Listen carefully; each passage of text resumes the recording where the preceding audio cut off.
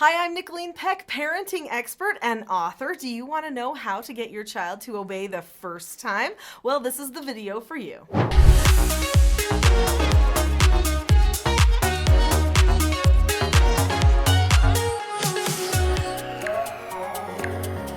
Do you give your children lots of reminders? Do you even cross over the line and start nagging the children? Well, that is a sign that the children are not obeying, that they are not following your instructions. They need to learn some principles of self-mastery in order to better follow your instructions and obey you. One of the key skills that they need to learn is how to follow instructions. Following instructions is a 5-step process, and it teaches them how to obey. They look at the person, keep a calm face, voice, and body, say okay or ask to disagree appropriately, which they can always do. Then they do the task immediately and then check back. When parents consistently remind their children, they think they're being merciful, but actually the parents are teaching the children not to follow the instruction the first time. In fact, the whole point of following instructions is so that that child will give themselves instructions in the future when they're adults, and they will follow through on their own instructions. That is the epitome of a person who is self-governed. They learn how to follow instructions from you. In order to take ownership of themselves, they need to master the skills of self-government. Self-government is being able to determine the cause and effect of any given situation and possessing a knowledge of your own behaviors so that you can control them. When a person has self-government, they know that they are in charge of choosing to be calm, choosing to be happy, choosing to listen, to focus, to follow through, all of those things that the children need to do when you give them instructions. Let's talk for just a minute about nagging. When a parent chooses to nag their children, they actually are disconnecting the relationships. So it's not healthy. I know they think they're giving their children extra chances, but it's really the parent who is circumventing their system. Probably the parent has told the child, if you don't do what you've been told you need to, then I will correct you. But then the parent is not doing the correction immediately. The parent is nagging and nagging. This seems like they're giving them more chances, more latitude, when in reality, they are starting to become more and more frustrated at the child, and the child is not learning to follow the instruction from the parent. So we don't want to disconnect emotionally between parent and child. When parent becomes frustrated because they are trying to stop the child from earning extra chores or negative consequences, and the child is choosing not to really care until mom or dad gets mean, then both of them have decided that they require a power struggle before any action is taken. This is bad training. It's much better to give the instruction, correct and praise afterward, do the teaching that's required. No power struggle needed. If you want your child to obey the first time, then I suggest going through this 3-part plan. So step number 1, pre-teach. It's important that you teach the children ahead of time what skills they need to succeed. So I already mentioned the skill following instructions. The 5 steps to following an instruction are to look at the person, keep a calm face, voice, and body, say okay or ask to disagree appropriately, do the task immediately, and then check back. If a person does all 5 of those steps, then they are following instructions.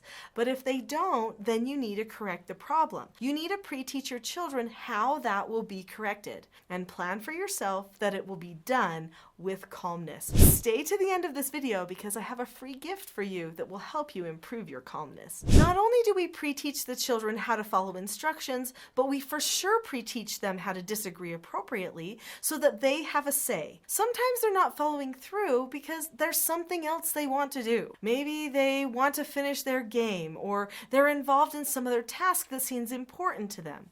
Well, they should be able to tell you about it, shouldn't they? So that's where the skill disagreeing appropriately comes in. There are 7 steps to the skill disagreeing appropriately. If the children learn that skill, then they can always voice their opinion. And a wise parent knows if a child chooses to disengage the emotional and engage the logical or prefrontal cortex of the brain, that's a huge step towards self-government. So if the child chooses to do that and disagree appropriately, the parent is going to show them them that that is a good skill by having it work for the child to get their way a lot of the time. Now, not all of the time. We don't want to teach them to work the system or manipulate. Sometimes the answer has to still be, no, you need to go and do that extra chore, or you need to accept that no answer. But sometimes, in fact, a lot of the times, a wise parent will listen to the disagreement, agree with the child, so that the child sees the parent truly does understand. Then when the parent gives instruction the next time, the child's more willing to follow through with that instruction because they see the parent is very fair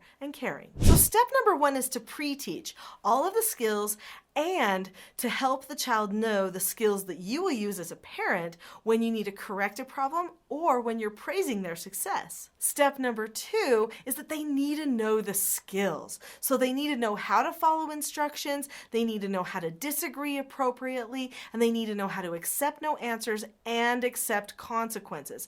Accepting consequences is a really important skill. A person cannot learn self-government unless they are given the opportunity to accept their consequences. The steps to accepting a consequence are to look at the person, keep a calm face, voice, and body, say okay or ask to disagree appropriately, do the consequence, and then check back and drop the subject. When a person chooses to accept their consequence calmly, then that person is choosing to acknowledge that they made a mistake and that they need to make a better plan for the future. They've got to work on the skill. They've got to self-govern. If a parent does not give the child an opportunity to accept consequences, then the child will not learn self-mastery. This is another reason that nagging is so detrimental to the upbringing of the child. The child needs to see that their self-mastery requires them to make the choices.